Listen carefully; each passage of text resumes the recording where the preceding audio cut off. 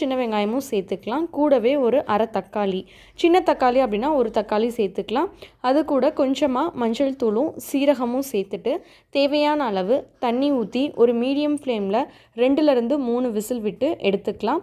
இப்போது இதில் அரைச்சி ஊற்றுறதுக்காக ஒரு மிக்ஸி ஜாரில் ஒரு 2லேருந்து 3 டேபிள் ஸ்பூன் அளவு தேங்காய் அதை சேர்த்துட்டு அது கூடவே கொஞ்சமாக சீரகம் சேர்த்துக்கோங்க. இது கூட காரத்துக்கு நான் இன்றைக்கி ஒரு பச்சை மிளகா சேர்த்துருக்கேன். உங்களுக்கு வரமிளகா காரம் பிடிக்கும் அப்படின்னா அதையும் கூட நீங்கள் சேர்த்துக்கலாம் உங்கள் காரத்துக்கு தேவையான அளவு. இது கூடவே ஒரு 2 டேபிள் ஸ்பூன் அளவு அரிசி மாவு சேர்த்துட்டு தேவையான அளவு தண்ணி ஊற்றி இதை நல்லா நைஸ் பேஸ்ட்டாக அரைச்சி எடுத்துக்கோங்க.